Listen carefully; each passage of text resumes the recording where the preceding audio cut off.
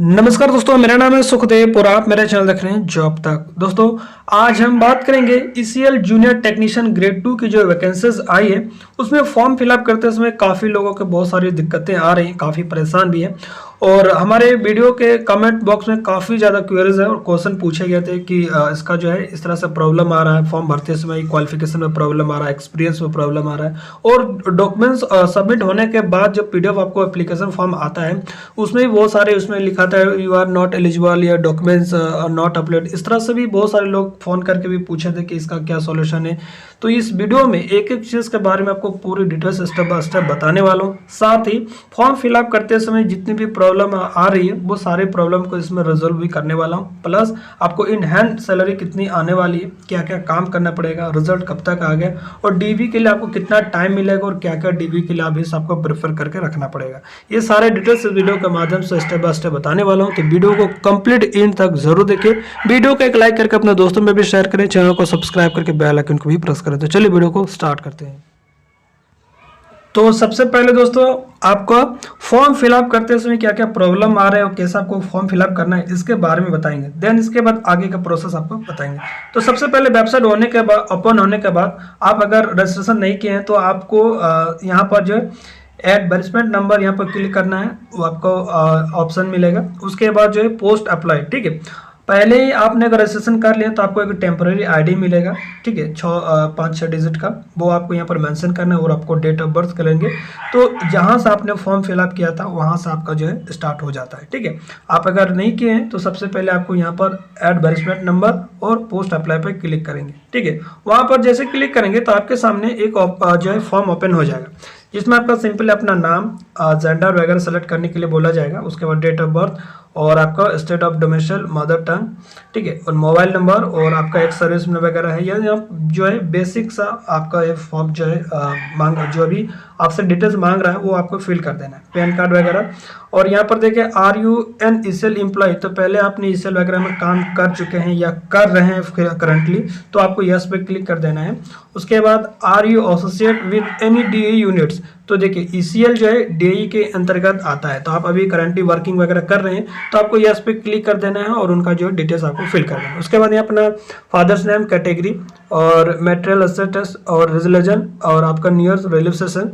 उसके बाद email ID और आपका जो भी एक गवर्नमेंट आईडी है प्रूफ, जैसे आपका वोटर आईडी हो गया, ड्राइविंग लाइसेंस हो गया, पासपोर्ट हो गया, वो यहाँ पर आपको मेंशन कर देना है।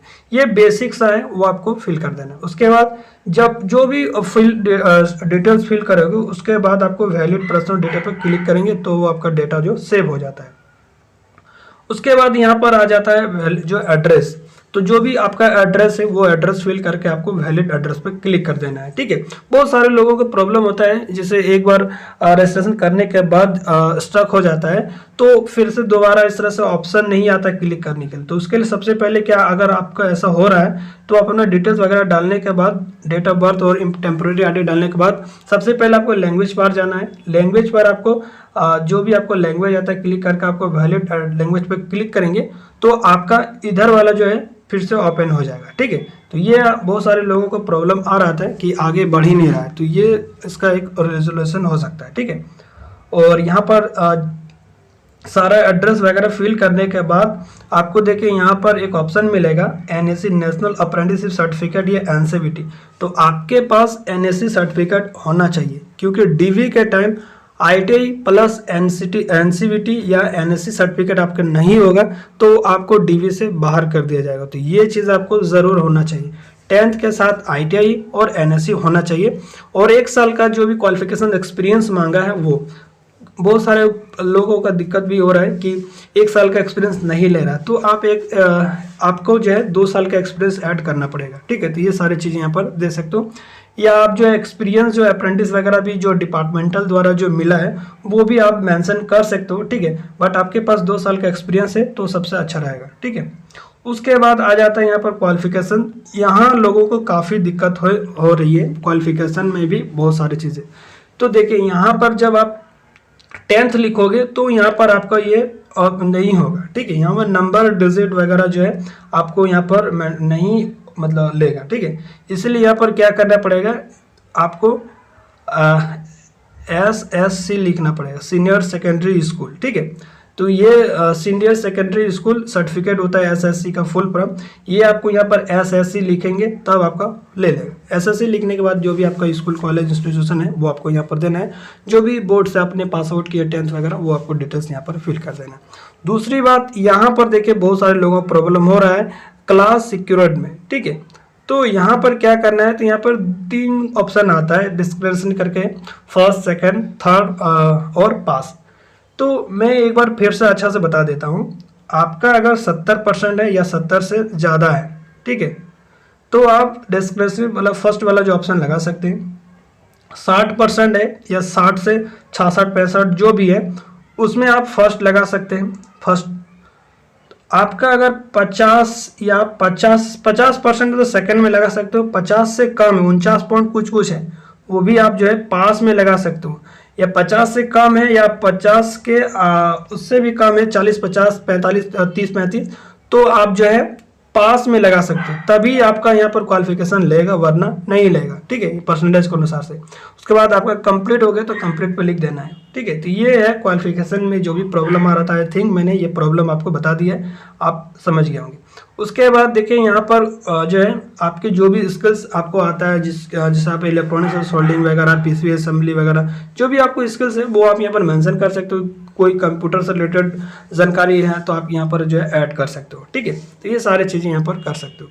उसके बाद देखिए बात आ जाता है पर यहाँ पर एक्सपीरियंस पे, ठीक है। एक्सपीरियंस में क्या करना है, जो भी आपने ईसेल वगैरह में जो भी एक्सपीरियंस है यहाँ पर जो है बता रखा है कि 16 जनवरी 2024 तक ही यहाँ पर जो है क्वालिफिकेशन एक्सपीरियंस वैलिड है। तो आपका अगर एक्सटेंशन 2024 तक है तो वहाँ पर 24 लिखेंगे तो वो आपका मेंशन नहीं होगा। आपको क्या करना है, दिसंबर या अक्टूबर आप वहाँ पर मेंशन कर सकते हो 2023, ठीक है। क्योंकि आपको पता है कि एक्सपीरियंस जितना होगा उतना आपको फायदा है, क्योंकि एक्सपीरियंस के आधार पर आप इस बार नंबर आपको जुड़ेगा। लेकिन 2024 आपको नहीं ले रहा है तो आप जो है 2023 मेंशन कर सकते हो, दिसंबर या अक्टूबर तक, ठीक है। तो ये सारी चीज़ें यहाँ पर। उसके बाद जो भी अपने एक्सपीरियंस है, कंपनी का डिटेल्स और यहाँ पर नेचर और ड्यूटी, कंपनी में क्या आपने वर्क किया है वो आपको वहाँ पर मेंशन कर देना है। और रीज़न लिविंग फॉर, किसी कोई भी रीजन हो तो आप लिख सकते हो, अगर कोई भी रीजन है तो एन करके कर सकते हो, ठीक है। ये सारे यहाँ पर देख सकते हो। उसके बाद यहाँ पर आ जाता है रेफरेंस नंबर। देखिए यहाँ पर जो है रेफरेंस आप किसी का लगा सकते हो, अगर मैंडेटरी वैसे नहीं दिया है। आपके अगर कोई रेफरेंस है, आपके डिपार्टमेंटल में कोई है तो आप उनका फ़ोन नंबर, उनसे क्या रिलेशन है, रिलेशन से आप सेक्शन इंचार्ज भी मेंशन कर सकते हो, मोबाइल नंबर, उनका कौन सा पोस्ट है वो आप मेंशन कर सकते हो। हालांकि ये मैंडेटरी नहीं है, आप अगर देना चाहते हो तो दे सकते हो। उसके बाद जो भी आपको लैंग्वेज आता है, लैंग्वेज पे आपको स्पीक, रीड, राइट जो भी आता है वो आप यहाँ पर अपने अनुसार से टिक लगा सकते हो।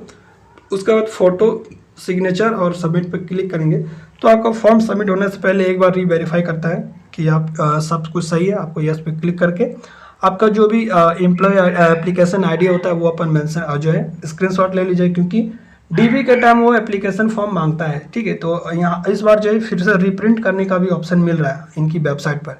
तो आप अपना जो एप्लीकेशन आईडी ज़रूर मेंशन जो है अपने पास रखे, क्योंकि एप्लीकेशन आईडी रहेगा तो दोबारा आप रिप्रिंट कर सकते हो एप्लीकेशन फॉर्म को। वैसे इनकी वेबसाइट पर अभी एप्लीकेशन फॉर्म आप जाके डाउनलोड कर सकते हो, आपका अगर एप्लीकेशन आ गया तो, ठीक है। तो आई थिंक फॉर्म से रिलेटेड जितने भी डाउट्स था मैंने क्लियर कर दिया। फिर भी आपके अंदर और भी कोई डाउट्स है फॉर्म से रिलेटेड तो कमेंट के माध्यम से पूछ सकते हैं। बात करते हैं इन हैंड सैलरी इसका कितना मिलेगा। देखिए सैलरी मेंशन कितना है, 22,528 रुपये सैलरी है, ठीक है। इन जो है आपका बेसिक है, बट आपको इन हैंड कट के कितना मिलेगा, 19,305 रुपये, ठीक है। ये आपको कट के मिलेगा। उसके बाद अदर टीएडीए मिलता है अगर टूर वगैरह में जाते हैं तो जैसे दोस्तों आप यहाँ पर देख सकते हो आपका बेसिक जो है 22,528 रुपये में 528 रुपये में आपको जो नेट पे जो अकाउंट में आएगा वो कट के सारी चीज़ कटने के बाद आपका आएगा 19,305 रुपये, जैसे आप यहाँ पर ऐसा देख सकते हो। ठीक है, बहुत सारे लोगों का जो है कंफ्यूज था कि अपलोड एजुकेशनल और अदर सर्टिफिकेट में जो है यहाँ पर नॉट अटैच बता रहा है। तो ये लगभग क्या सभी के यही दिखा रहा है, ठीक है। क्योंकि देखिए आप जब फॉर्म फिलअप कर रहे होंगे उस टाइम ओनली 2 ही चीज़ अपलोड करने का ऑप्शन आ रहा था, ठीक है। एक आपका फोटो हो गया और दूसरा आपका सिग्नेचर हो गया। इसके अलावा कोई भी डॉक्यूमेंट्स वहाँ पर अपलोड करने का ऑप्शन नहीं है, इसलिए ये सारी चीज़ें यहाँ पर जो है नॉट टचड आपको दिखा रहा है। इससे आपको कोई घबराना नहीं, इससे कोई भी दिक्कत नहीं होने वाली। ऑलमोस्ट जितने भी कैंडिडेट फॉर्म अप्लाई किए सभी का यही आपको दिखने को मिल जाएगा, क्योंकि ओनली फोटो और सिग्नेचर ही अपलोड करने का ऑप्शन था। बाकी ये सब सर्टिफिकेट का डिटेल्स मांगा था, बट डॉक्यूमेंट्स अपलोड करने को कोई भी ऑप्शन नहीं था। तो ये सारी चीज़ें देखकर आपको पैनिक नहीं होना है, ठीक है। उसके बाद नेक्स्ट चीज़ें था कि आपका क्या क्या काम करना पड़ेगा, ठीक है। तो पहले जो वैकेंसीज आया था 2022 में, तो उनमें जो है प्रोडक्शन के लिए, ईवीएम की प्रोडक्शन के लिए जो है सेकेंड चीज़, नेक्स्ट जो चीज़ जो था कि आपका क्या काम करना पड़ेगा यहाँ पर, ठीक है। आपको क्या क्या काम यहाँ पर आएगा, ठीक है। पहले जो वैकेंसी 2022 में आता वो आपका मास प्रोडक्शन ईवीएम के लिए जो है आपका EMSD electronics manufacturing service department में ही वर्क था, और जो भी प्रोडक्शन वगैरह ईवीएम का था वो उसमें वर्किंग था। बट अभी जो मान के चले 99% जो आपका जो अभी वर्क होगा वो एज ए टूर के लिए रहेगा, यानी कि इलेक्शन ड्यूटी, पोलिंग, FLC वगैरह के लिए आपका एज ए वर्किंग रहने वाली है, ठीक है।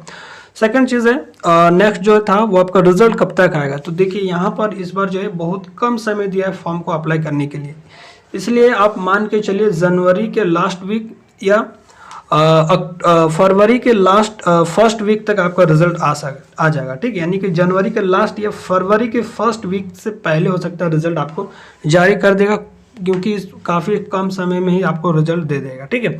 सेकंड, नेक्स्ट जो चीज़ है वो आपका क्या रहने वाली, क्या क्या DV के लिए क्या क्या करना पड़ेगा, ठीक है। DV क्या क्या चेक होगा, तो आपको सभी को पता होगा पहले जो इस तरह से DV हुआ था सेम उसी तरह से रहने वाला है। इसलिए DV जब रिजल्ट हो जाता है तो बहुत कम समय देता है, 1 वीक का टाइम देता है लगभग, ठीक है। तो 1 वीक में आपको बहुत सारे डॉक्यूमेंट्स रेडी करने पड़ते हैं, जैसे कॉन्ट्रैक्ट एग्रीमेंट वगैरह, वकील वगैरह से करना पड़ता है कॉन्ट्रैक्ट वगैरह।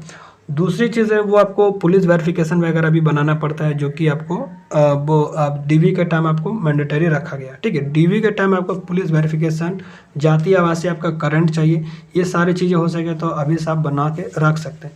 बाकी जब ऑफर लेटर में दिया जाएगा वो सारे डॉक्यूमेंट्स आपको मिलेगा, उसके अकॉर्डिंग आपको डॉक्यूमेंट्स रेडी कर लेने हैं, ठीक है। तो ये आई थिंक मैंने सारे जो भी डाउट्स था क्लियर कर दिया मैं। फिर भी आपके अंदर अभी भी कोई डाउट है तो कमेंट के माध्यम से पूछ सकते हैं। मिलता है अगले वीडियो में, तब तक के लिए टेक केयर, जय हिंद, वंदे मातरम।